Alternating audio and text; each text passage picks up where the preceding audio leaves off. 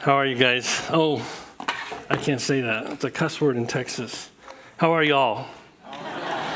And there's some people in the crowd, if you don't know if you're addressing them, and there's a bunch you say, all y'all. But I haven't completely figured out when use y'all and when use all y'all. We're learning to be a Texan. We're a Texan in training. We've enjoyed it. It's been full of trials, and I wish I would have got the grace and mercy that Andy got his speeding ticket. But Texas police officers see a California license plate. It's not California, it's California. So we were real excited to be able to get out from underneath our Texas license plates. And I figured I'm a Texan in training, and I got my Texas driver's license the day before my birthday. And it's constitutional carry there. It means you can carry a firearm, whether you want to hide it or leave it out in the open. And I haven't carried a weapon since I was a police officer 28 years ago. So I thought, you know what? Why not? And I bought a new holster, and I dressed up nice and strapped that holster on, and we went out to dinner. And I was nervous and uptight, and I thought, and we walked into this place, and they had a little sign there about can and can't carry a gun, and I sat in there, and I got worried. I said, you know what, babe, I think I'm going to go to the car and take my gun off. So I looked down, and I never put the gun in the holster. So I walked around to go out to dinner with I was wondering why everyone was looking at me. It's kind of crazy. But it's been 3 months, and we've settled in. We're learning the culture. We're learning the lingo, and even checking out a little bit of rodeo. You got to check Jaden out here. Watch this. We need the volume if we can. This is mutton busting. Oh, Jaden, show us what you got, buddy. His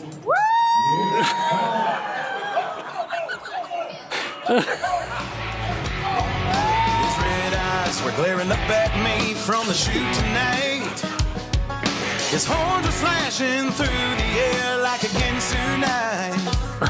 He'll burst out the gate like in East Texas Twister. I think my little vaquero, it made it extra cool. He saw this, and Naomi and Rosie wanted to do it too, but they were too old, but he goes up there, and all the local little cowboys. These are the kids that grew up on ranches. I mean, they got chaps on. They got their cowboy hats. And here comes the city slicker, Jaden. He said, Daddy, what do I do? I said, just hold on and use your legs. Don't let go. And to the left, he almost fell. To the right, and he scored a high score and won the whole thing. So we were officially Texans. We've been living in an apartment. We bought a mobile home that we're going to put on 10 acres we were able to buy. And we've hit all sorts of delays and had all sorts of challenges, but it's been great. We go in our off time, we work on our property, clearing trees. And I've always known I was kind of a sweet guy because when I was in Papua New Guinea, the leeches just loved me. I don't know if we have leeches in Texas, but we got ticks. So I come home and I have to go under an examination. We all do. I covered with ticks, and we've been clearing our property because it was kind of been sitting vacant for the last 60 years. I guess there was a house way back in the day, and we've noticed these vines. And they're amazing as they start real small because you see the small ones, and they will actually choke out and kill a massive pine tree, massive oak trees and sycamores, and all these trees have. So we've been noticing as we cut these vines off to free our trees that the vine will actually take on the color and texture and bark of the tree that it is now inhabiting. And I found it so fascinating because I began to think of my own life. And the ticks are one thing, the enemy wants you to be distracted and he wants you to be somebody feeding off you can be very difficult. But then I also started looking at those vines and they affected me different.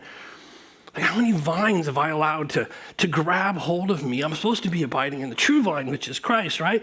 But instead, we go through life getting choked out by the vines and the worries of the world. And so it's been a little bit interesting to clear those vines and then even to be introspective and look, do I have any vines on me? And I think being free from the pulpit, although I miss it immensely, has allowed me to reflect on things and to view things just a little bit differently. So I've been working for a company called the Propane Company, and of course in Texas, and we're in Northeast Texas, we're in cowboy country. And so there's kind of the city area, which is neat, and restaurants, and they have all the proper utilities. But once you get outside of the city, everybody is on propane. So my job really is to service them. We drop off propane tanks and trench the ground and hook it up so people have heaters and all that. And it's been interesting. And I've gotten to visit and talk with a lot of hardcore cowboys. So maybe I'll share a couple things I've learned from some cowboys, if that's okay.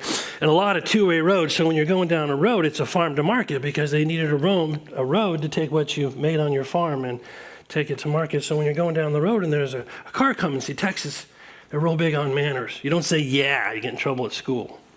Kids come home from school, Daddy, I had to walk laps on recess. Why? I said, yeah. Yes, ma'am. Yes, sir. No, ma'am. No, sir. But when you're driving down the farm to market road and there's a car coming, it's only polite when you're driving. 1 finger means howdy. 2 fingers means howdy y'all. 4 fingers means howdy all y'all. And 5 fingers is howdy to the family. So I'm working on these ranches and I'm learning the culture. And I would love to actually, we're going to have chickens and maybe pigs, but it's kind of my bucket list. I want to raise up a couple steer. And so I was asking this old-time cowboy out, and he says, wait a minute, you're from California and you want to be a cowboy? I'm trying to catch his voice, and it's not coming to me right now, but maybe it'll kick in.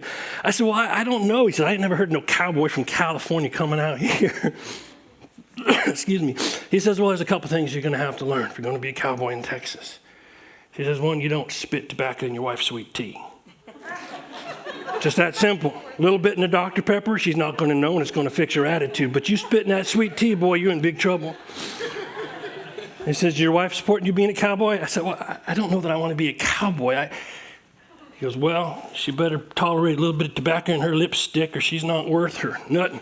You wrestle that calf down if you have to. Okay, well. All right, we're learning how to be a Texan, I suppose. I started out, why, you guys have all these beautiful steer, everybody has a gun, but I have one question. What is the donkeys for? Because you see these beautiful fields and cows, and there's a donkey. Anybody know what the donkeys are for? I'm just curious. Coyotes? I couldn't believe it. They get the donkey to stop the calves, whether it be a mountain lion or the coyotes, or we have black panthers out there.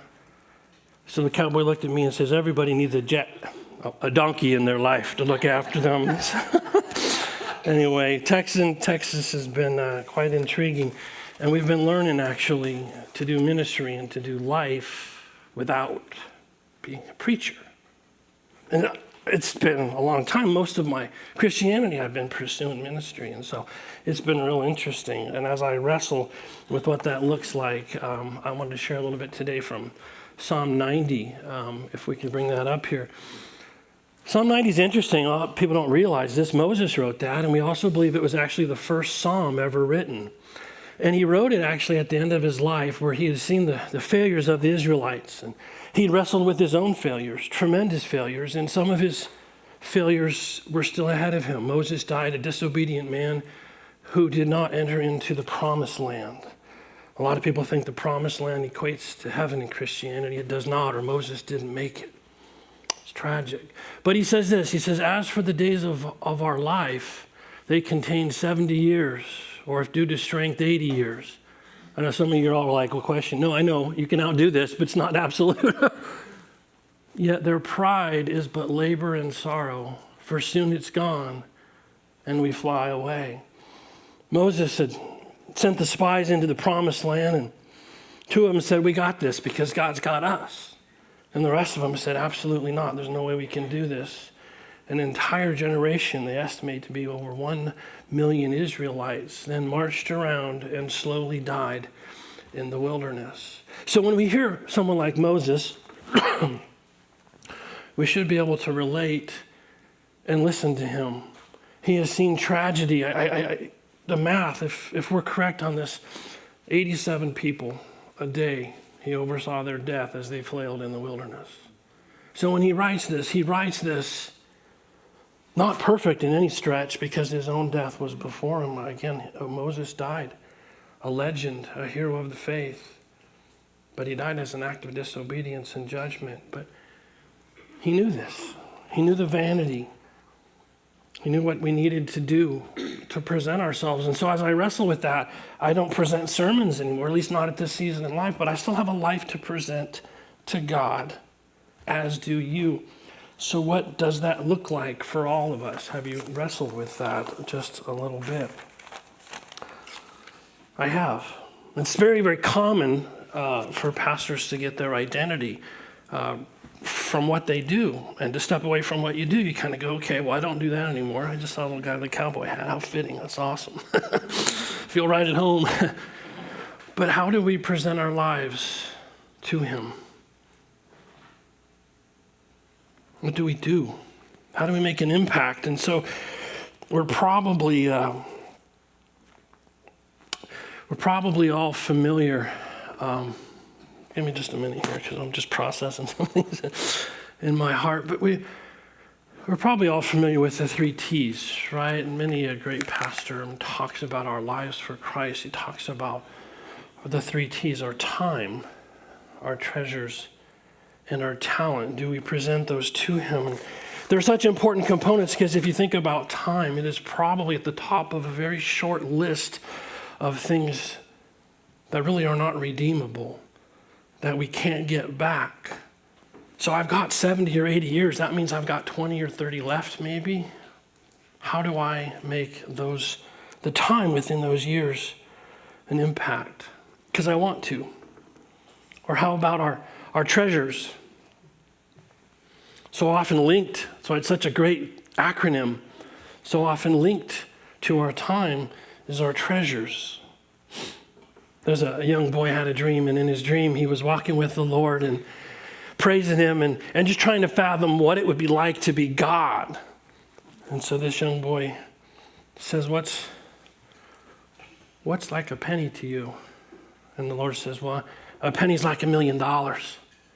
And the little boy's wrapping his head around that, and he says, well, what's a second to you? And God says, a second's like 1,000,000 years. And the little boy says, can I have a penny? And God says, sure, just wait a second. But so often we're consumed with all of that. How to balance our time, how to balance our treasures. What do we do with that? Do we just give until we have nothing? Do we expend ourselves? And of course, the final one is our talents. Every one of us here has a very natural God-given talent. Some of you have wisdom beyond what I can fathom, other gifts of compassion and mercy and things. And so often, if you don't know what is your natural gifting as a person? And God redeems that too, and you can put that into work for him. Our time, our treasures, and our talents. And very often, even our talents, they turn around and fuel our treasures, and they fuel our time. But what's left for God? But there's actually another T that I want to talk about today, and this is just the way God's been working on my life, and maybe sharing that it would be encouraging to you. Time, treasures, and talent. But how about my temperament? What's in my temperament? My attitude. And sometimes it's not that easy, but here's what God's been showing me a little bit. See, there's some things in Texas that are different here. By and large, here it seems to me, and maybe I've been blinded to it, I don't know, but it's certainly possible. But poverty I've always associated with just homelessness, and homelessness I've associated by and large with they did drugs. They brought this on themselves, and I've tried to help them, and it just doesn't work. All you do is enable them. But see, in Texas, we have what's called working poverty, right? And it's easy to look at a guy who has 3 kids and lives in a single-wide mobile home on some quarter acre somewhere, raising his family, making $14 an hour at Walmart, right? And you might think the same thing I think initially. I'm like, dude, you can't do better than that. You can't dig deep. My goodness, if nothing else, go join the army. You have to have a career. You have to have a life. But see, starting points matter. Starting points matter. And I guess just to maybe get an idea, and I'm hesitant to say it, but these are some backwoods guys. And so for me to sit there and go, dude, you're an adult with kids and you work at Walmart, is to absolutely take my judgmental temperament and fail to give this guy the grace and mercy, because starting points truly matter for people. Where did he come from? What did he grow up with? What is going on in his life? Or maybe, you know what? Maybe he's even a good Bible teacher in his church. Like, who am I to say that he is less than me because he has absolutely failed to capture the American dream in life? I don't know. Temperament. Am I that judgmental that I would look at a man with disdain? Because here's the thing. I probably would make 1,000,001 phone calls, start a GoFundMe account, and do about anything to avoid having to feed my family by working at Walmart as a grown man. Maybe he swallowed his pride. Maybe he knew this was all he was. Temperament is huge in life. And some of the guys at work that have been training me to be a propane plumber are Indians, Native Americans. And I made a comment once in front of one of them, because people give you a little bit of grief if you're from California. They don't even call it California, but they call it California. And I finally looked at one guy, I said, "Are you a Native American?" And he said, "No." I said, "So you came here too then?" And my coworker was Native American, he's Choctaw Indian. And so we got to talking, and I asked him, and I said, "Hey, can I," and my son's a history major, going to be a history teacher, and I talked with both of them. And for a minute, you realize what happened to the American Indians when the British arrived. We took their land. We locked them up. It was absolutely horrible. And so I asked him, I said, "Well, from your perspective, can you kind of share what that was like?" And I guess I go, "Dude, have you followed the narrative of like the Yellowstone movies and stuff?" And he goes, "Yeah." And I go, "From your perspective?" And he goes, "They nailed it. They showed up here. They tricked us, they abused us, they killed us, they took our land, and they gave us these tiny little reservations." And he says, "The only way out is to marry white and hope your grandkids have a better life." Temperament. How do we deal with the temperament of people? And there was a lot of very aggressive, forced religion put on these folks. So I stand back and I go, how do I communicate the grace of God and the gospel? And for so many, as long as they're white, you don't ask them if they go to church. You ask them where they go to church. But if you're Native American, Christians came over here and you did all this. I don't have an answer for that, and I'm sure someone on the news could probably rail against that. But for me and in my time, I looked at this and I went, completely different. How do I approach these people and make an impact with what's left, understanding the history of this country and realizing there's no reparations, there's nothing at this point that we can do but try and love them, try and show the grace of God to people who otherwise view Christianity and the white colonization of the world quite differently than we do. I think the only way to impact that is through temperament. One of the guys I work with, we kind of became buddies, but one thing always bothered me is the Confederate flag on his truck. And I saw racism, totally different level. And I began to see it in a totally different way. See, we look at, I'd be so careful what I say here, but we look at it through the lens of what we see on the news so often. Confederate flag, and then we go to fix propane at a bunkhouse on a ranch. I thought the ranch looked a little different to me, and I realized I was suddenly working in an old slave plantation. And this wasn't always a bunkhouse, it was slave quarters. It hits you different. How do I make an impact with my 70 or 80 years amongst the poverty, working poverty, backwoods people that didn't get a chance to go to school or whatever, against our Native Americans when Christianity showed up and rocked their entire people group, and African Americans that still, you drive around a corner, there's a town called Grand Saline, Texas. About 18 months ago, somebody finally climbed a tree and ripped down a sign that said, "Don't let the sun set on your African American derriere." And you're kind of going,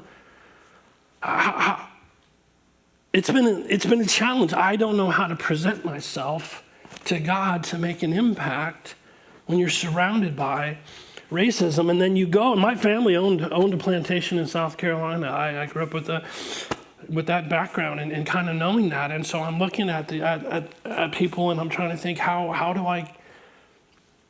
I do that? Because it is my responsibility, right? And to seek out, to take my blessings, to try and make an impact in their lives while still learning where they're coming from. It was really, in a sense, it's no different than being in Papua New Guinea. I couldn't just get off of the plane and say, "I'm the great hope and I've got the great message."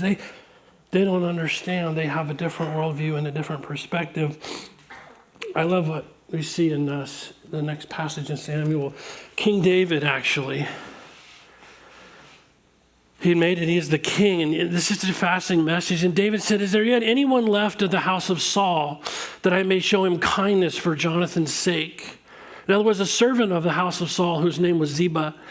And they called him to David, and the king said to him, are you Ziba? And he said, I am your servant.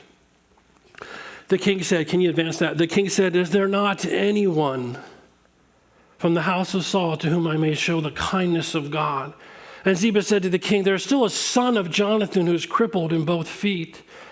So the king said to him, where is he? And Ziba said to the king, behold, he is in the house of Machir, the son of this guy and that guy. Then King David sent and brought him, if you could advance that one more time, and brought him to the house of Machir, the son of Amiel, and from Lobadar, Mephibosheth, the son of Jonathan, the son of Saul, came to David and fell on his face and prostrated himself.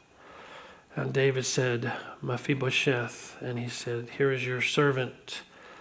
David said to him, do not fear, for I will surely show kindness to you for the sake of your father Jonathan, and will restore to you all the land of your grandfather Saul, and you shall eat at my table regularly. Again, he prostrated himself and said, what is your servant that you should regard a dead dog like me? David was sitting around in all of his wealth and everything that he had. And well, he had a great relationship with Jonathan. Saul spent the great part of his years trying to kill him, but he took what he had and he actually sought out. Is there anyone else? Is there something I can do? Do we ever take that attitude? Is there anything that I have? Is there anything that I can do? And so I try and bring that mentality to the new culture that I'm in. Is there anything that and I'm still wrestling with it. It's not easy, but I want to have an attitude like that. Is there anything that I can do? You know, the book of James is in James chapter 2, it's really a controversial passage. And I think there's a great tragedy has occurred in our understanding of the book of James.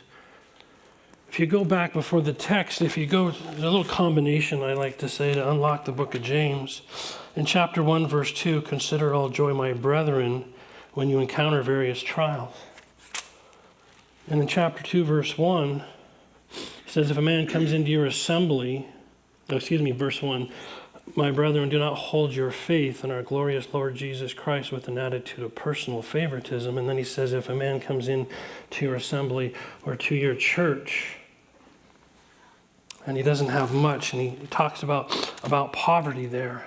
If we could bring that back up for me real quick in chapter 12. And so James' warning to us is to be careful about the poor. He says, so speak and so act as those who are to be judged by the law of liberty. The Apostle Paul calls it the law of Christ. And I will just submit to you, unbelievers will not be judged by the law of liberty. The law of liberty says that Jesus Christ has paid the full price for your sins. You have a justification, which I know I've railed on this a number of times and I'm enjoying doing again right now. The word for justified in the Greek language means righteous. And so we could very easily say that the moment you believe in Jesus Christ, you have been righteousified. It is a gift. It is an alien righteousness gifted to you the moment you believe. And you are free from the law, the Mosaic law, which, if I could just sum up you, that is the burden to perform for God. He has removed the law. And he has placed us in the age of grace under the law of liberty. And what happened was when Martin Luther, one of the great reformers, he didn't like the book of James. That's a separate story. But when it came to the clarity of the gospel, he stood up to big religion. He said, it is by faith alone. And another reformer, and I partly don't want to bring it up, but there was another great reformer. And what he did is he told the Pope, you know what? It is by faith, yes, but it's a special faith. It's a faith that actually works, and that has been handed down to Christians for centuries. But if you take the plain text of James chapter 2, he is talking to believers and he's warning them to be careful with their liberty. So you have liberty over your time. You have liberty over your treasures. You have liberty over your talents. And you have liberty over your temperament. What you do with them is up to you. But know this. We had better speak and we better act by those who are going to be judged by the law of liberty.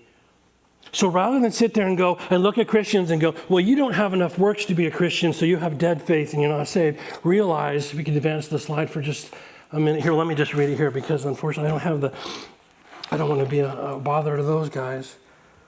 Speak and act as those who are to be judged by the law of liberty, for judgment will be merciless to the one who shows no mercy. Mercy triumphs over judgment. And yeah, where my great-grandfathers owned a slave and we're racist to the core, I'm not. I don't think I am. I try not to be. So where does this fall on me? Well, I still need to be sensitive. I still need to speak and to act because maybe I don't owe them mercy, but God doesn't owe me mercy. God doesn't owe any of us mercy. And if I'm not merciful to them, according to this text at the judgment seat of Christ, mercy will not be one thing that comes to my aid because I was merciless, because I looked at some backwoods rednecks in their moonshine still and I judged them as losers because they work at Walmart. Or I looked at Indians, or I looked at... Guys, we have got this one wrong. We have the liberty. In other words, when God removed the burden for you to perform, he gave you that liberty. And yes, there is some text coming up that challenges my minority in interpretation of this. In verse 14, it says, what use is it, brethren, if someone says he has faith, but he has no works? Can that faith save him? 78% of the time, the word save in the New Testament does not mean the same thing as justification by faith. Peter needed to be saved from the rising winds. Paul needed to be saved from the storm ship. Women needed to be saved because they wanted this role in the church as elders. And God says, you raise up the next generation of elders and you'll be saved. You'll be delivered from that burden. Sozo is the Greek word. It has nothing to do here in this context with who's a good enough Christian to actually be a Christian. And I know we spend all our time on that, but who's the real victim in this text? Sure, countless Christians have been made to think that they're not truly a Christian, and so they'll continue to strive. How many times do we watch people get rebaptized and recommitted because they think they don't have that special God-given saving faith? They're a victim of that too, but the greatest victim of this text is the poor. Because the context where God says you're supposed to have good works is at the beginning of chapter 2. You don't pay attention to the poor. You don't look at the backwoods boy. You don't realize where the African American has come from. You don't care that the Indian lost everything to the white man. We should care. We must present to God a heart of wisdom. Otherwise, our salvation, and the heart of the word actually means deliverance at the judgment seat of Christ. How do we show that mercy? How do we at all take the grace of God that has entered into our life and turn it around to everybody else and be a conduit of his grace? For me, it was so much easier to preach it. That was my avenue. And I love it. I could sit up here all day and all night, but now I have to live it. And it's been really, really challenging at times to try and live that out. And I know for many of us, it's the same way. Being a conduit of grace, managing our time, our treasures, our talents, and our temperament. And I don't have a script to write you because I'm still trying to figure it out. But I know who's got it nailed. Do you spend time watching the interactions of Jesus? And I tell you what, if you haven't had a chance to check out a few episodes of that show, The Chosen, I think in so many contexts, the compassionate Jesus that they depicted was absolutely mind-boggling. I'll give you just one example. There was a guy, I can't remember all the details, but he was involved in horrific sin, and they're sitting around with this Jesus character, and the guy had beaten someone and left him for dead, and it might even been the guy who did the abuse of the Samaritan, the parable there. And he's broken down in front of Jesus. And he's just broken over what he did. And as Jesus gets up, he cracks a joke about it. Well, if we don't get beat up on the road. And the guy obviously was impacted by that. And Jesus looked at him and he went, too soon, huh?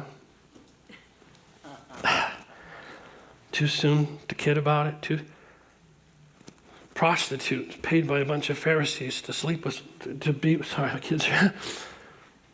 They caught her in the act. They brought her out in the square. See, Jesus was in a real predicament because anybody caught in the act of that level of immorality was to be stoned. But they set her up, which means they were a false witness, which means the first rock went to them. There was a death penalty to bear a false witness in a homicide case. Then one by one they left. And Jesus standing there with that woman, neither do I condemn you. And for us, it's like, okay, good, because I do little naughty things here, and we're also used to, you have to understand the culture at the time. It carried a death sentence. And his love and his grace and his temperament. Or how about the story of Zacchaeus, the wee little guy? I hate the song. You know why I hate the song? Because it takes away from what a powerful, powerful story that is. The worst of the worst. Traitor to his own people, a supervisor of other traitors, made himself rich off of other people. And Jesus, I want to spend time with you. I'm coming to your house according to the religion of the day, right? Is that what we go by here? The religion of the day? Jesus would have been defiled in talking to him. Definitely defiled by eating with him or entering into his house. And there's so many things, right? And people do ask, like, well, what's one of the reasons you leave California? And maybe sometimes I jump on the bandwagon. Well, you know, the politics, and I just kind of speak, because those are very serious things to me. They are. I want to protect my kids and all these things. And I realize I find myself jumping on this bandwagon and of people like Zacchaeus. Can you love somebody who shows up on your beer can? This is Zacchaeus right there for you if you need that to be Zacchaeus. How do you love that person? If you got it figured out, you let me know. But that's what our job is as Christians. See, the people who are driving us absolutely nuts and that are attacking our faith, and some of them are just like little ticks that get under your skin. And they're feeding off you, and you just, Jen, another one tick, and it's gone. Others end up like vines. And we're surrounded by it. And yes, some of us are being absorbed because these vines, they actually take on the texture and color and everything of the host tree.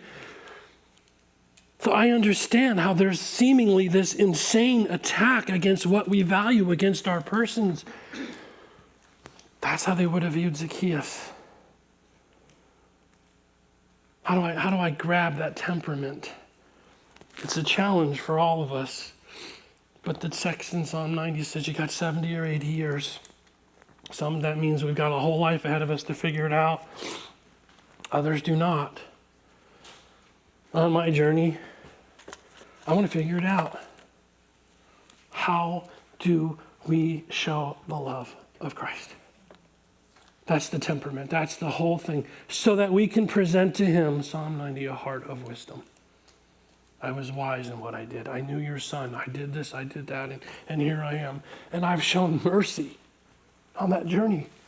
So when it's my time with Jesus, mercy will be the theme. Grace will be the theme because I was able to transmit that. I think of the Roman soldier.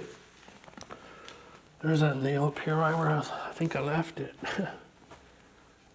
The guy's pounding this through the nerves in his hands. He's going to call for a boycott of everything Roman. Forgive them, Father. Forgive them. And one of the Roman soldiers at the end, what did he say? Surely this was the Son of God. I understand James 2, but that, according to the Gospel of John, which is written that you may believe that Jesus is the Christ, the Son of God, and in believing you would have eternal life, that's saving faith. Truly, that is the Messiah. That's the Son of the living God. That's the one, as the nails went through his hands and through his feet. All these things, I think, how can I ever take my prejudice, my failures, whatever they may look like, and be Jesus to a lost world? I'll just leave you with this. All of life comes down to two things, really.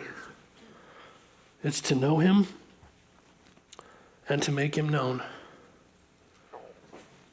It's that simple. To know him and to make him known. To understand the words of eternal life. Jesus says on that cross, it is finished. Take this message with your time, your treasures, your talents, and your temperament and lay it before a lost and dying world. Most of what upsets us is symptoms of spiritual death. And yes, we have to protect our kids and our churches and everything else, but we have to do so with grace and truth like Jesus did. There's one other thing that my family wanted to share with you guys while we were here. That's Jaden going to get baptized. A little cowboy. So, yeah, if you want to come over here and join us, great. We're going to end the service this way, but I would like to baptize my son now, if that's okay. Why you want to get baptized? Because Jesus died for my sins and I want to follow him. You want to follow him? All right. Let's get wet. Come on.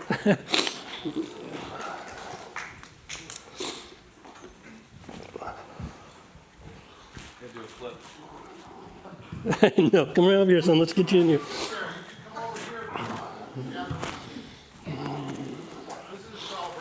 Yeah, come on in here. Gosh, they even warmed it for you.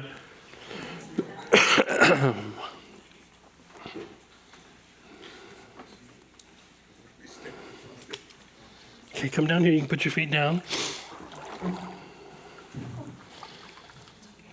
It's probably wise sometimes this to clarify when we do these things that there are those that bear the name of Christ that actually believe this is a one step towards getting to heaven. And I don't mean any disrespect to them, but this is a testimony.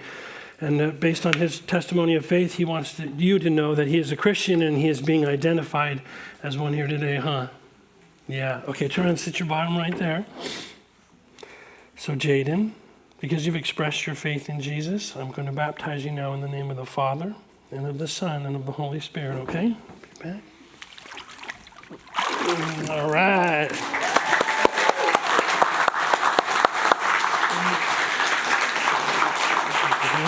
Good, thank you. All right. Oh, you know what? I forgot to get a towel. There's one in the... Wrap them up with that. Here, we'll throw this over you. There's some towels in the back. Wasn't that exciting?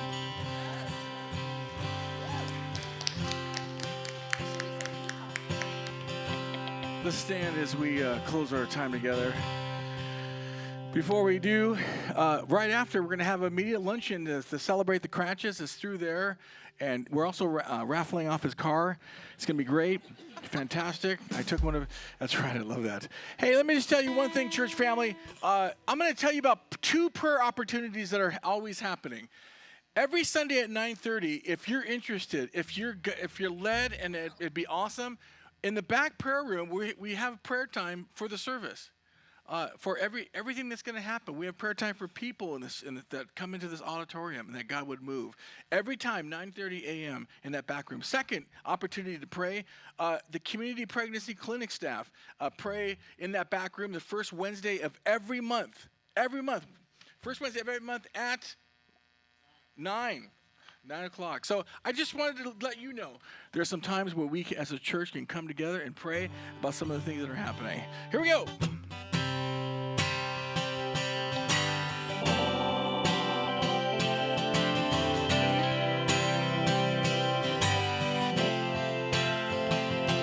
When darkness tries to roll over my bones,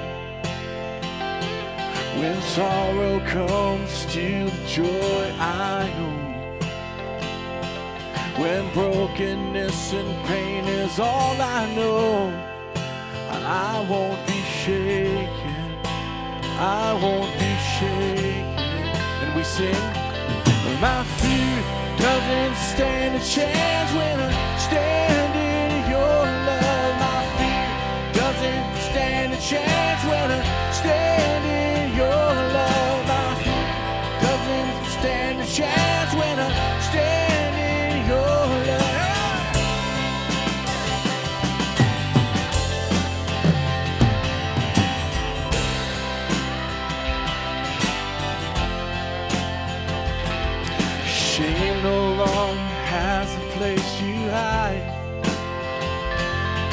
I am not a captive to the night. I'm not afraid to leave my past behind. I won't be shaken. I won't be shaken. The church sings out. My fear doesn't stand a chance when I stand in your love. My fear doesn't stand a chance when I stand in your love. My fear doesn't stand a chance when I stand in your love. There's power, here we go. There's power that can break off every chain. There's power that can empty out a grave. Do you believe that? There's resurrection power that can save. There's power in your name. Power in your name. Sing it again. There's power that can break off every chain. There's power that can empty out a grave. There's resurrection power that can save. Power in your name. Power in your name. Break it down. My fear doesn't stand a chance when I stand in your love. My fear doesn't stand a chance when I stand in your love. My fear doesn't stand a chance when I stand in your love. Yes, I'm standing.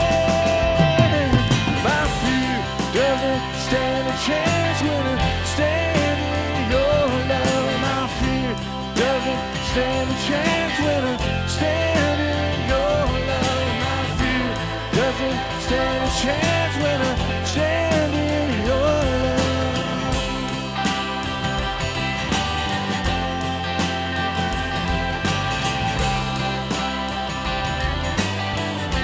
Last time, here we go.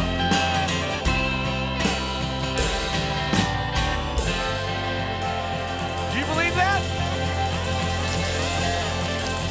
Enjoy your lunch, everybody. We'll see you next week.